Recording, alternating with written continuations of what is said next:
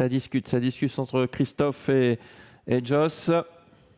C'est notre deuxième des 3 courses de la matinée. Allez, je pense que cette fois, c'est le dernier tour et on va vers la voiture. Hein. Il y a un petit dernier réglage, sans doute avec un des concurrents. Le favori vraiment très très calme, plutôt sur la gauche de l'image, face à la caméra, tête blanche. 2,30. Favori de la première s'est imposé. On n'a pas souffert d'ailleurs, c'est pour ceux qui ont joué ce j'étais un peu sceptique sur sa cote d'un 40, 1,60 avant le départ, mais il a vraiment montré qu'il l'a mérité. Hein. Gracia Maria en retrait, tout comme Golden Edge, Golden Dejana, mais qui elle part en seconde ligne. Justement dans le sillage de cette Gracia Maria. Je vais répondre à votre question, Xavier. Je vais dire plutôt Hiro de la Luna par rapport à Golden Dejana, pardon, pour leur position de départ. Ouais, Hiro de la Luna est très très bien placé.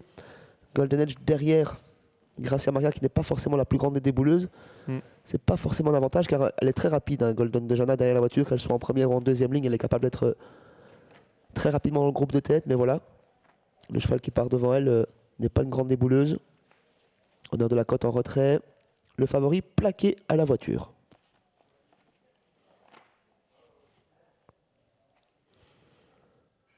2300 mètres et c'est parti à l'instant avec le meilleur départ de Gracia Maria, le 3 qui va emmener sans doute Hiro de la Luna qui va se poster dans son dos. En troisième position, tout à l'extérieur, Kim Moko part très vite avec également Ipsos Marancourt et King Moko le favori qui va tenter de se rabattre en tête, mais on lui fait la bagarre actuellement avec Gracia Maria qui est à ses côtés. Le favori qui fait le forcing et qui parvient à prendre le commandement dans cette épreuve avec Gracia Maria qui ne semble pas se rabattre dans son dos, qui semble revenir à la charge dans quelques instants. Hiro de la Luna en profite pour se glisser côté corps, ce qui pousse en troisième épaisseur le numéro 5 Ipsos Marancourt et encore plus à l'extérieur. On tente de faire le forcing avec, je ne vois pas le cheval, Xavier, Hibernatus, le numéro 6. Hibernatus qui vient très vite, la Kazakh Agon qui se rapproche. On est au galop, on s'est un peu perdu en ses allures avec le 4 El Bandido qui revient néanmoins à la charge. Hein. C'est le cheval avec ses allures là tout à l'extérieur. Changement de leader dans quelques instants puisqu'Hibernatus poursuit son effort, mais Gracia Maria le contre. King Moko n'est plus que 3e désormais, suivi par le 5 Ipsos Marancourt. Côté corde, il y a Hiro de la Luna et attention à Desutes qui d'habitude est très lent au départ. Il est déjà à la pointe du combat en 6e position.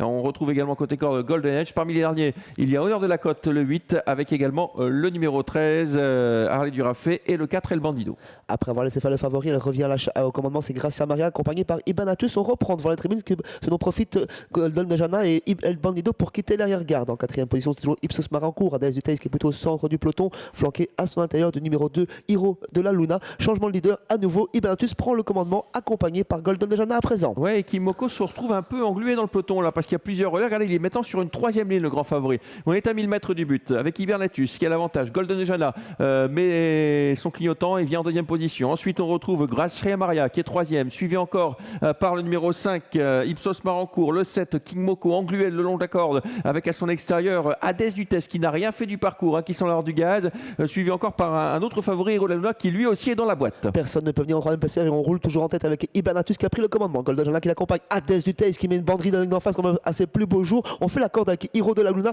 Harley Durafé tente de quitter l'arrière mais toujours assez loin. Oui, avec toujours le numéro 11 qui prend l'avantage maintenant. Adès Dutès qui met la pression. C'est un drôle de cheval ce Adès Dutès.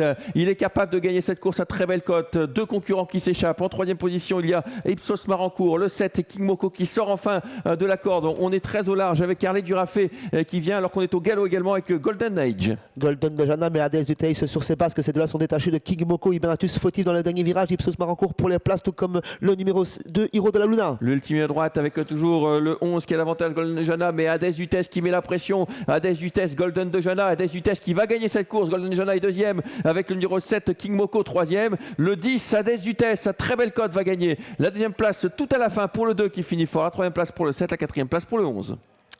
Le numéro 10, Adès Dutès, qui s'impose comme à ses plus beaux jours après quelques drives avec Joss Verbé, qui a trouvé les bons boutons pour enfin renouer avec la victoire. Très bonne 2e place pour Hiro de la Luna qui a bien conclu. Le favori sauve l'argent des parieurs et se classe bon 3e. Golden Dejana 4e après avoir été longtemps aux avant-postes. Voilà, 10. On revoit ce ralenti. Le 10 devant le 2, Hiro de la Luna, le 7 et le 11. C'est l'arrivée de notre 2e course.